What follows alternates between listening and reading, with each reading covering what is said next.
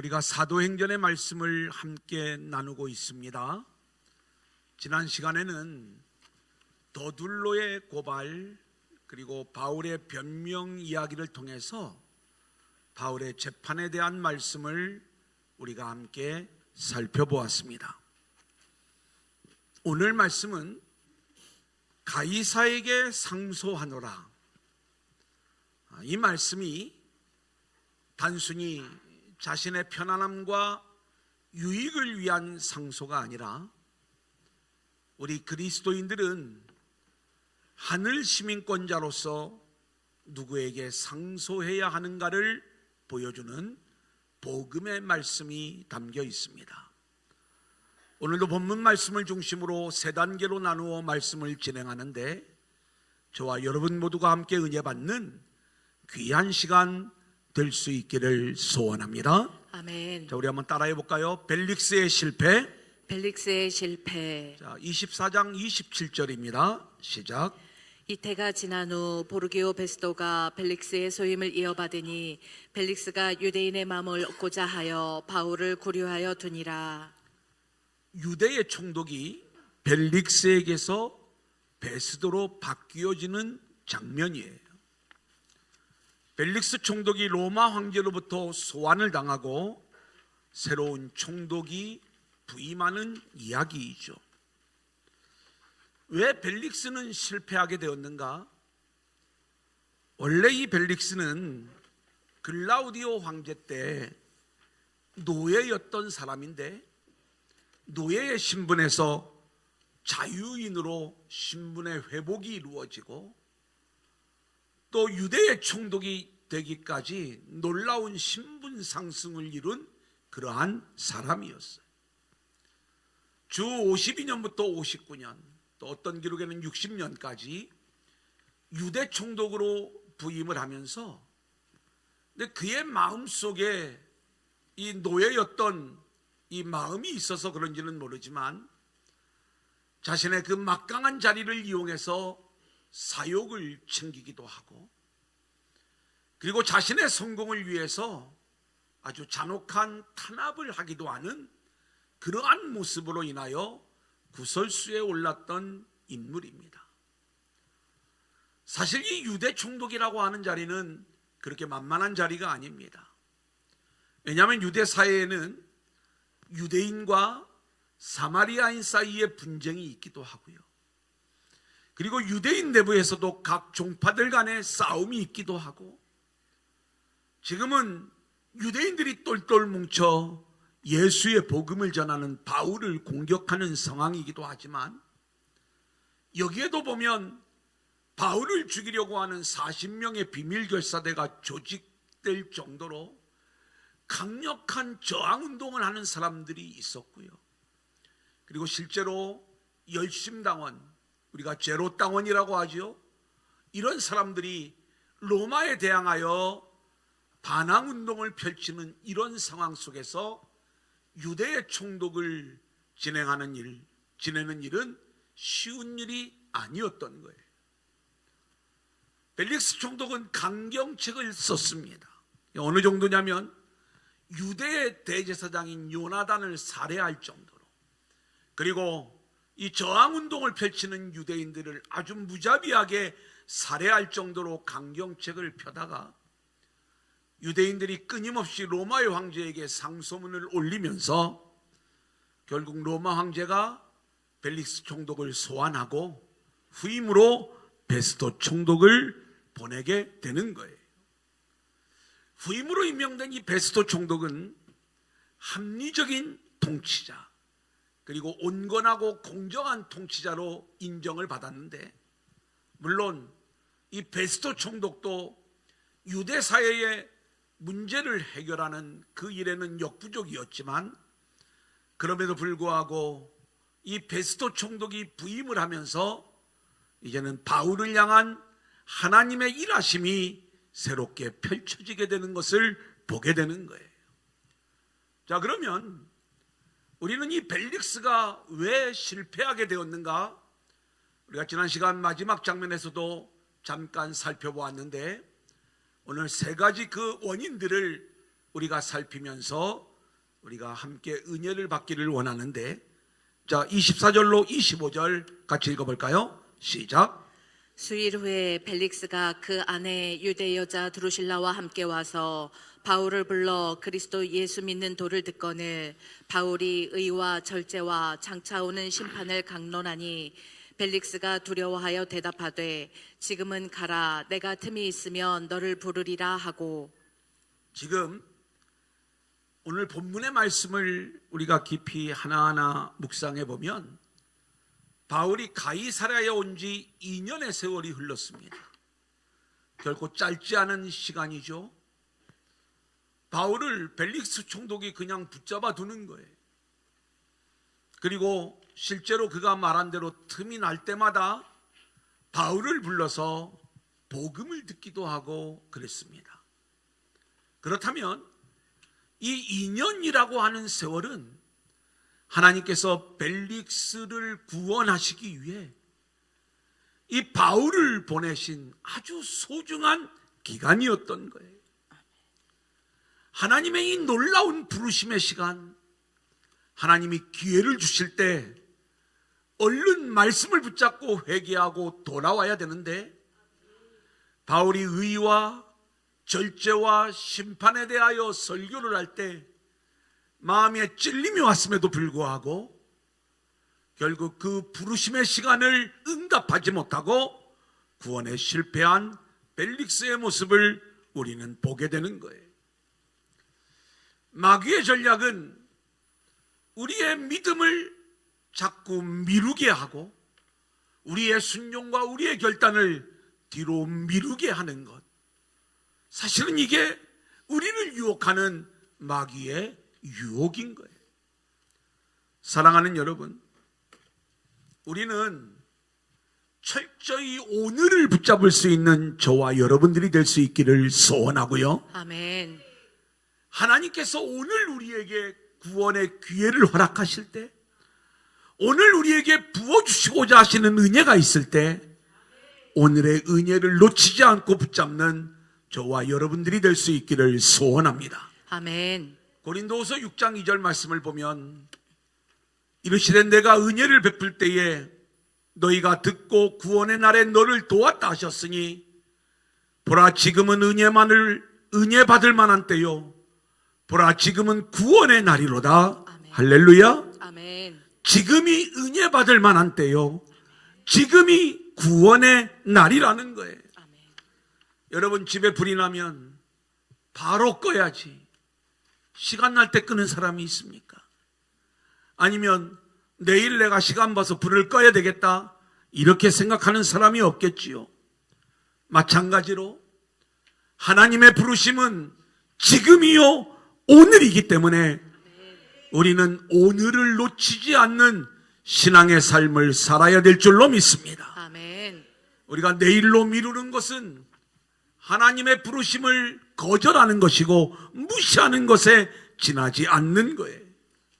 우리가 복음에 즉시로 순종하지 않을 때 이것이 바로 은혜를 거절하는 모습이라는 것을 깨닫고 오늘을 놓치지 않는, 지금을 놓치지 않고 순종하는 저와 여러분들이 될 수 있기를 소원합니다. 아멘. 자, 26절 같이 읽어볼까요? 시작. 동시에 또 바울에게서 돈을 받을까 바라는 고로 더 자주 불러 같이 이야기하더라. 여러분, 두 번째 벨릭스의 실패의 이유는 그가 복음을 들으면서도 세상의 물질을 추구했다는 거예요. 구할 것을 바로 구하지 못했을 때 결국 버림을 받게 되었다는 것이죠. 우리가 하나님 앞에 구해야 될 본질적인 것이 있다면 그것은 세상의 재물, 세상의 권력이 아닌 오직 하나님, 오직 예수님을 구해야 될 줄로 믿습니다. 아멘. 자, 우리 한번 따라해 볼까요? 벨릭스의 실패의 첫 번째 이유는 한번 따라합니다. 오늘을 놓치지 마라. 오늘을 놓치지 마라. 오늘을 놓쳤기 때문에 실패한 거예요. 두 번째로 따라합니다. 오직 하나님만을 구하라. 오직 하나님만을 구하라. 우리가 하나님만을 구해야 되는데 하나님이 아닌 세상 것을 마음에 두고 있었을 때 결국 하나님의 부르심 앞에 순종하지 못했던 벨릭스의 모습을 우리가 보게 되는 것이죠. 디모데전서 6장 10절, 돈을 사랑함이 일만하게 뿌리가 되나니 이것을 탐내는 자들은 미혹을 받아 믿음에서 떠나 많은 근심으로써 자기를 찔렀도다, 이렇게 말씀하고 있어요. 재물에 대한 탐욕은 우리의 영적인 결단을 가로막고요, 하나님 나라를 사모하는 우리의 마음을 둔화시켜 버린다는 것, 이것을 우리가 기억하면서 오직 하나님께만 소망을 두고 아멘. 하나님만을 구하는 저와 여러분들이 될 수 있기를 소원합니다. 아멘. 벨릭스의 실패 세 번째 이유입니다. 27절 같이 읽습니다. 시작. 벨릭스가 유대인의 마음을 얻고자 하여 바울을 구류하여 두니라. 벨릭스의 실패의 세 번째 문제는 그의 인생의 관심이 사람들의 마음을 얻고자 하는 데 있었다는 거예요. 우리는 하나님의 마음, 하나님의 인정을 받는 자들이 되어야 되는데, 아멘. 벨릭스는 눈에 보이는 사람을 더 두려워하고 사람의 인정, 사람의 마음을 얻고자 했기에 결국 하나님의 부르심에 응답하지 못했던 거예요. 여러분, 우리는 세상의 사람들로부터 받는 그 어떤 도움보다 오직 하나님의 은혜로만 살아야 되는 줄로 믿습니다. 근데 우리가 세상적인 생각으로 계산을 하다 보면 우리는 하나님의 은혜를 신뢰하지 못하고 늘 사람의 도움을 요청하며 사람의 마음을 얻으려고 하는 것, 이게 우리들의 마음인 거예요. 그래서 벨릭스는 그렇게 인간적인 정치적인 계산을 하다가 사람의 마음을 얻기 위하여 행동을 하다가 하나님의 은혜를 붙잡지 못하는 어리석음을 범하게 되는 거예요. 벨릭스의 실패 세 가지 이유를 말씀을 드렸어요. 오늘을 놓치지 마라. 오직 하나님만을 구하라. 그리고 인간적인 정치적인 계산을 하지 말고 오직 하나님의 은혜만을 신뢰하라. 우리가 이 사실을 마음속에 깨닫고 결심하면서 하나님의 부르심 앞에 온전히 응답하는 저와 여러분들이 될 수 있기를 소원합니다. 자, 두 번째 우리 한번 따라합니다. 가이사에게 상소하노라. 가이사에게 상소하노라. 자, 1절 같이 읽겠습니다. 시작. 베스도가 부임한 지 3일 후에 가이사랴에서 예루살렘으로 올라가니. 유대 총독부가 있는 곳은 가이사랴였어요. 베스도가 이곳에 부임을 한 후에 예루살렘으로 올라갑니다. 왜요? 유대 사회의 중심부는 예루살렘이었기 때문에 이곳에 올라가서 유대의 지도자들을 만나는 거죠. 이들과 원만한 관계를 정립하고 그리고 지역 상황을 잘 살피기 위한 그 마음을 가지고 예루살렘으로 올라갔는데 대적들은 이때를 놓치지 않는 거예요. 2절과 3절 같이 봅니다. 시작. 대제사장들과 유대인 중 높은 사람들이 바울을 고소할세 베스도의 호의로 바울을 예루살렘으로 옮기기를 청하니 이는 길에 매복하였다가 그를 죽이고자 함이더라. 사단의 역사가 끈질깁니다. 유대의 지도자들은요, 2년이라는 세월이 흘렀지만 여전히 바울을 죽이고자 하는 그들의 마음은 식지 않았던 거예요. 베스도 총독이 올라온 틈을 타서 요즘으로 말하면 민원을 제기하는 거예요. 우리 유대인들에게 소망이 하나 있는데 이 바울을 재판하는 일입니다. 바울이 지금 가이사랴에서 갇혀 있고 거기에서 재판을 진행해야 되는데 우리를 위하여 바울을 예루살렘으로 데리고 와서 예루살렘에서 재판하게 좀 해주십시오. 그런데 이러한 유대인들의 제안에는 바울을 가이사랴에서 예루살렘으로 옮기는 그 와중에 이 강력한 비밀 결사대가 이들을 죽이고자 하는, 바울을 죽이고자 하는 계략이 그 안에 담겨 있었던 것이죠. 자, 그런데 이 베스도는 아주 합리적인 지도자라고 했잖아요. 4절 5절 뭐라고 답을 하는가? 시작.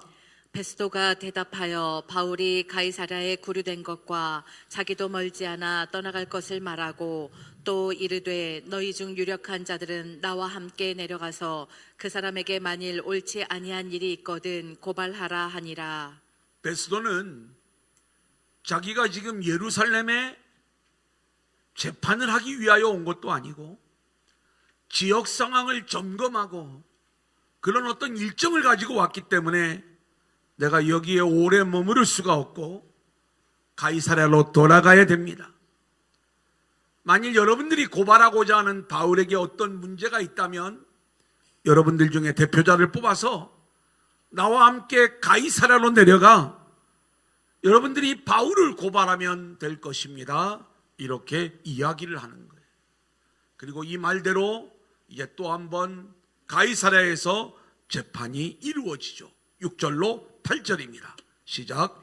베스도가 그들 가운데서 8일 혹은 10일을 지낸 후 가이사랴로 내려가서 이튿날 재판 자리에 앉고 바울을 데려오라 명하니 그가 나오매 예루살렘에서 내려온 유대인들이 둘러서서 여러 가지 중대한 사건으로 고발하되 능히 증거를 대지 못한지라. 바울이 변명하여 이르되 유대인의 율법이나 성전이나 가이사에게나 내가 도무지 죄를 범하지 아니하였노라 하니.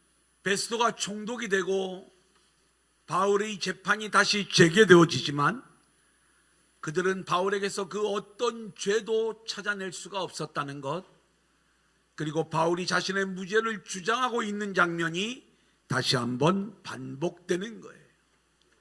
자, 그런데 변수가 발생을 해요. 베스도가 유대인들의 마음을 얻고자 하여 바울에게 이런 제안을 하는 거예요. 9절 같이 보겠습니다. 시작. 베스도가 유대인의 마음을 얻고자 하여 바울더러 묻되 내가 예루살렘에 올라가서 이 사건에 대하여 내 앞에서 신문을 받으려느냐. 베스도는 이 재판이 단순한 재판이 아니라는 것을 알았어요. 유대인들이 계속 바울을 고발하는 상황에서 바울에게 어떤 죄를 찾아낼 수도 없고, 그래서 이 문제를 풀려면 재판에 시간이 좀 걸릴 것 같은데 유대인들의 민원이 있었잖아요. 바울을 예루살렘에 데려와 재판을 열게 해달라는 이 민원. 그래서 유대인들의 마음을 얻고자 바울에게 예루살렘에 가서 재판을 받으려느냐, 이 내용을 묻는 거예요. 자, 이것에 대한 바울의 대답입니다. 11절로 12절 시작.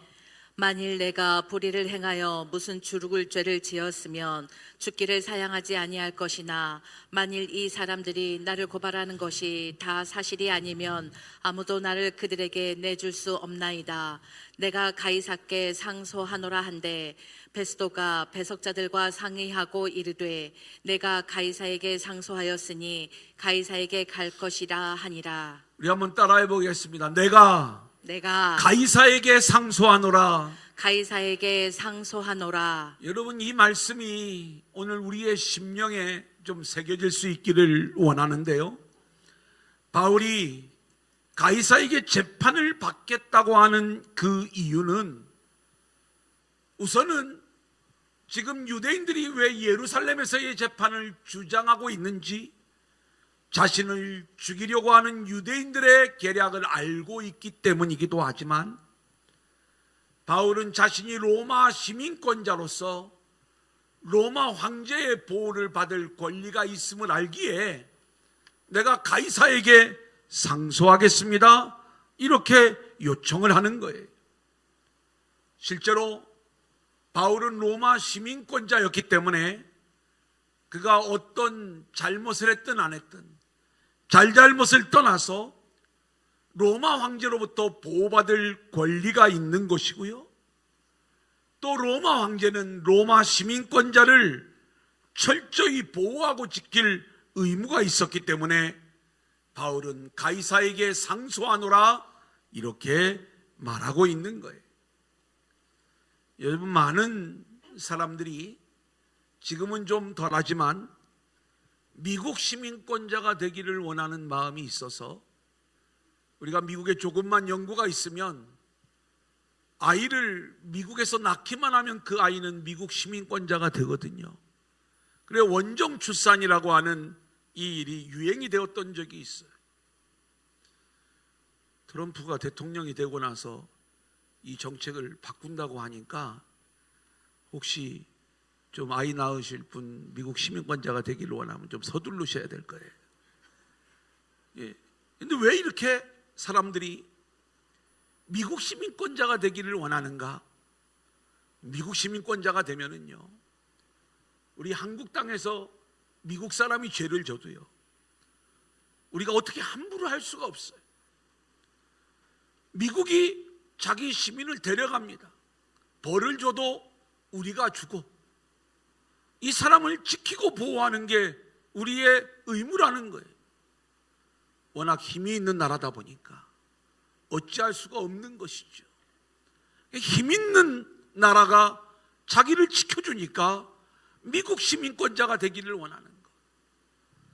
우리가 세계에 나가 보면 대한민국 국민이라는 것도 대단한 위치에 있는 걸 우리가 알 수가 있어요. 그만큼 나라가 우리를 지켜주는 그러한 장면도 있는 거죠. 자, 그런데 오늘 말씀 속에서 우리가 알아야 될 것이 있습니다. 내가 미국 시민권자냐? 아니면 대한민국 국민이냐? 아니면 정말로 어려운 나라, 보호받기 어려운 그러한 나라의 국민이냐? 이것을 이야기하면서 세상에 좋은 시민권을 따라고 우리에게 이 말씀을 주시는 것이 아니라 이 말씀이 우리에게 주는 본질적인 이야기를 우리가 들을 수 있어야 되는데, 빌립보서 3장 20절입니다. 시작. 그러나 우리의 시민권은 하늘에 있는지라 거기로부터 구원하는 자 곧 주 예수 그리스도를 기다리노니. 할렐루야. 아멘. 우리의 시민권은 이 땅의 시민권하고는 비교할 수 없는, 우리는 하늘의 시민권을 가진 자인 줄로 믿습니다. 아멘. 로마 시민권을 가진 바울이 로마 황제의 보호를 받기 위해 가이사에게 상소하노라 당당하게 이 요청을 하는 것처럼, 우리는 우리의 인생에 어떤 문제가 직면했을 때에 세상에서 그 어떤 도움을 찾으려고 하지 말고 우리의 시민권이 하늘에 있다는 것을 안다면 하나님 나라의 영원한 왕이신 하나님께 우리의 문제를 상소해야 될 줄로 믿습니다. 아멘. 그래서 바울이 내가 가이사에게 상소하노라 이렇게 말하는 그 의미 안에는 우리 하나님 나라의 시민권자, 하늘의 시민권자인 우리들은 우리 인생의 문제를 반드시 하나님께 상소해야 되는 자임을 우리에게 가르쳐주는 말씀인 거예요. 아멘. 우리가 어떻게 하나님께 상소할 수 있어요? 빌립보서 4장 6절이에요. 시작.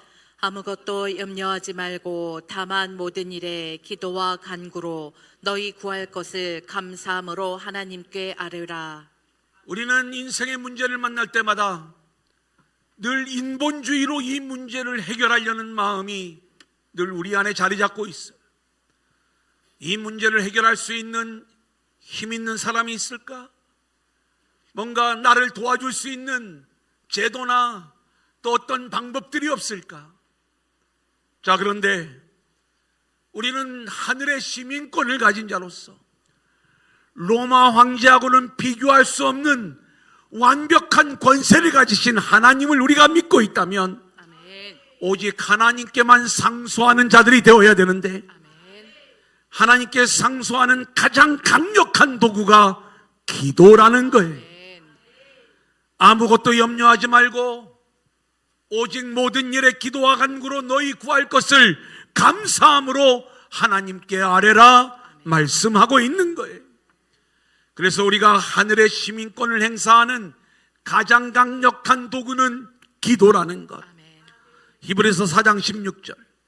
그러므로 우리는 긍휼하심을 받고 때를 따라 돕는 은혜를 얻기 위하여 은혜의 보좌 앞에 담대히 나아갈 것이니라. 할렐루야. 아멘. 우리는 기도로 날마다 은혜의 보좌 앞에 담대히 나아가는 저와 여러분들이 될 수 있기를 소원합니다. 아멘. 바울이 로마 황제에게 상소한 이유는요, 단순히 자신의 생명을 지키기 위함이 아니었어요. 자신의 유익을 구하기 위하여 로마 황제에게 상소하는 것이 아니라, 바울은 자신을 향한 하나님의 계획을 알고 있었던 거예요. 내가 로마에 가서도 이 복음을 전하여야 할 것이다. 늘 그의 마음속에 로마를 향한 마음을 가지고 있었기 때문에 내가 가이사에게 상소하노라 이 요청을 드릴 수가 있었던 거예요. 가이사에게 상소하여 로마에 가서 복음을 전하게 재판을 받게 되면 그곳에서도 복음을 전할 기회가 있을 것을 알기에 바울은 가이사에게 상소하노라 이런 요청을 하고 있는 거예요. 사랑하는 여러분, 그렇다면 우리가 하나님 앞에 기도로 나아갈 때, 하늘의 시민권자로서 하나님께 상소할 때 우리는 어떤 문제를 가지고 상소해야 되는가? 이 땅에서 나의 유익이나 나의 편안함, 나의 성공을 위한 내용을 가지고 우리가 상소하며 나아갈 것이 아니라 하나님께서 저와 여러분을 통해서 이루시고자 하시는 하나님의 계획, 하나님의 비전, 하나님께서 우리에게 맡겨주신 그 사명, 이것을 우리가 온전히 감당하기 위해 기도로 하나님께 상소하며 나아가는 저와 여러분들이 될 수 있기를 소원합니다. 아멘. 당시의 로마 황제는 최고의 권세자였어요. 살릴 수 있는 권세, 죽일 수 있는 권세, 높일 수 있는 권세, 낮출 수 있는 권세. 그런데요, 이 세상에서는 로마 황제가 이 일을 할 수 있을지 모르지만 우리의 영원한 생명을 살릴 수 있는 권세는 오직 하늘의 왕이신 하나님만이 아멘. 우리를 살릴 수 있는 거예요. 아멘. 하나님이 높여주셔야 그게 진짜로 높아지는 자가 되는 거예요. 우리가 그 살아계신 하나님 앞에 상소하는 인생들이 되어 아멘. 하나님의 보호와 하나님의 사랑과 하나님의 은혜 가운데 거하는 저와 여러분들이 될 수 있기를 소원합니다. 아멘. 마지막 세 번째, 우리 한번 따라합니다. 하나님의 섭리. 하나님의 섭리. 자, 23장 1절 우리 한번 같이 읽겠습니다. 시작. 바울이 공회를 주목하여 이르되 여러분 형제들아 오늘까지 나는 범사의 양심을 따라 하나님을 섬겼노라 하거늘. 바울의 고백이에요. 나는 양심을 따라 하나님을 섬겼지 죄가 없다는 거예요. 자, 두 번째 23장 29절이에요. 시작. 고발하는 것이 그들의 율법 문제에 관한 것뿐이요 한 가지도 죽이거나 결박할 사유가 없음을 발견하였나이다. 이 내용은 천부장이 벨릭스 총독에게 편지한 내용이에요. 바울에 대하여 이야기할 때 바울은 죄가 없습니다. 자신의 생각을 분명히 이야기하고 있죠. 25장 25절 시작. 내가 살피건대 죽일 죄를 범한 일이 없더이다. 그러나 그가 황제에게 상소한 고로 보내기로 결정하였나이다. 베스도 총독 역시 아그리빠 왕에게 바울을 소개하면서 바울에게는 분명히 죄가 없음을 밝히고 있는 장면이에요. 여러분, 이렇게 바울은 죄가 없는 사람이었는데 왜 가이사랴에 2년간이나 투옥이 되었는가? 우리로 말하면 억울한 감옥살이를 2년 동안 하게 된 거예요. 표면적으로 드러나는 두 가지 이유가 있습니다. 포기하지 않고 바울을 고발하는 유대의 교권주의자들이 있었기 때문이에요. 이들은 자신들의 종교 권력, 정치 권력, 종교적 지위, 자신들의 기득권을 지키기 위하여 바울을 무너뜨려야 되었어요. 원래 이들은 늘 마음속에 진리와 또 메시아에 대한 바른 생각, 하나님의 뜻, 하나님의 구원, 여기에 관심을 두어야 될 이 유대의 종교 지도자들이 여기에는 관심을 두지 않고 오직 자기 권력을 지키기에 급급하였기에 바울을 무너뜨리고자 하여 바울을 공격했던 것이지요. 또 하나의 표면적인 이유는 총독들의 문제예요. 벨릭스 총독, 베스토 총독이 분명히 바울에게 죄가 없음을 알았다면 즉시로 풀어줘야 되지만, 이들은 자신들의 통치를 견고히 하기 위해 바울을 붙잡아 두고 2년 동안 억울한 감옥살이를 하게 했던 것이지요. 철저히 정치적으로 계산하면서 바울을 가두어 둔 사람들 때문에 바울은 억울하게 감옥 생활을 하게 되었다. 자, 하지만 우리는 이 말씀을 신앙적으로 우리가 풀어갈 이유가 있는데, 바울의 이러한 무고한 고난, 억울한 감옥 생활은 성도들이 이 땅에서 당해야 되는 숱한 어려움과 고난의 길을 보여주는 모습이었다. 우리가 하나님의 복음을 맡은 자로서 이 땅에서 사명을 감당하고자 할 때 세상의 힘을 이용하는 자들, 세상의 권력을 지키고자 하는 자들, 자기들의 기득권을 놓치지 않고자 하는 이러한 자들에 의하여, 다시 말하면 복음적 신앙의 사람들은 종교적 신앙의 사람들에게 고난을 당하게 되어 있다는 것, 고발을 당하고 억울함을 당할 수밖에 없는 세상이라는 것. 여러분들이 이 땅에서 복음의 신앙생활을 하면서 억울함을 당하고 있다면 이것은 지극히 바울이 걸어간, 그리고 우리 주님이 걸어가신 길이라는 것을 생각하면서 위로와 용기를 얻을 수 있기를 소원합니다. 아멘. 특별히 이 바울의 고난에는 놀라운 하나님의 섭리가 담겨져 있는데요, 여러분 한번 생각해 보세요. 바울이 억울하게 2년 동안 감옥 생활을 한 것 같지만, 만일 바울에게 죄가 없어서 벨릭스 총독이나 베스토 총독이 바울을 풀어주었다면 바울은 예루살렘으로 갔을 것이고, 예루살렘에 가는 순간에 바울을 죽이려고 하는 사람들에 의하여 생명을 잃게 되었을 것, 우리가 뻔히 예측되어지는 그러한 장면이잖아요. 가이사라에서의 투옥은 알고 보면 하나님께서 바울의 생명을 안전하게 보호하실 뿐만이 아니라 그를 장차 로마로 보내어 하나님 나라의 복음을 전하게 하시려는 그 사명자로 세우시는 하나님의 놀라운 은혜와 섭리가 이 안에 담겨 있다는 것을 우리는 깨달아 알게 되는 것이지요. 아멘. 사랑하는 여러분, 오늘 한 해를 정리하는 이 시간, 여러분의 인생 가운데 억울함이 있습니까? 뭔가 풀리지 않는 문제 때문에, 또 억울한 고난의 상황 때문에 견딜 수 없어 하는 그러한 아픔의 문제가 있습니까? 세상 내 눈으로 바라볼 적에는 모든 것이 억울하고 분통이 터지고 내가 원하는 대로 문제가 풀리지 않을 때 답답해할 수밖에 없는 것이 우리의 상황이지만, 이 시간 우리는 하나님을 믿을 수 있기를 소원합니다. 아멘. 하나님을 신뢰하며 나아갈 수 있기를 소원합니다. 아멘. 그 고난의 때, 그 억울한 때가 하나님이 우리를 가장 안전하게 지키시는 때요. 아멘. 그리고 이때로 우리가 우리의 인생이 맞춰지는 게 아니라 이 상황을 통해서 놀라운 하나님 나라의 일들을 이루어 가실 줄로 믿습니다. 아멘. 사도행전 23장 11절 같이 읽어볼까요? 시작. 그날 밤에 주께서 바울 곁에 서서 이르시되 담대하라, 내가 예루살렘에서 나의 일을 증언한 것 같이 로마에서도 증언하여야 하리라 하시니라. 로마에서도 증언하여야 하리라. 바울에게 찾아오신 주님의 음성이었어요.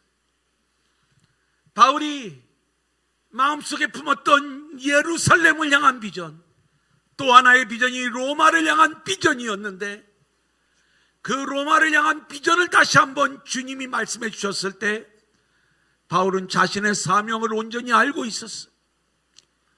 이 2년이라고 하는 기간은 낭비하는 시간이 아니에요. 하나님께서 맡기신 두 번째 비전, 이 로마의 비전을 준비하는 그러한 시간이었다는 거예요. 모양은 고난이지만 비전을 이루어 나가는 놀라운 걸음의 시작이 이 억울한 고난으로부터 시작되었다는 것. 오늘 여러분의 인생 가운데 어떤 실패가 있거나 고난이 있거나 억울함이 있을 때 그 자리에 주저앉고 원망하고 불평할 것이 아니라 우리는 그 기간이 우리의 비전을 하나님께서 이루시고자 하는 준비의 기간이라는 것, 이것을 놓치지 않을 수 있기를 소원하고요. 아멘.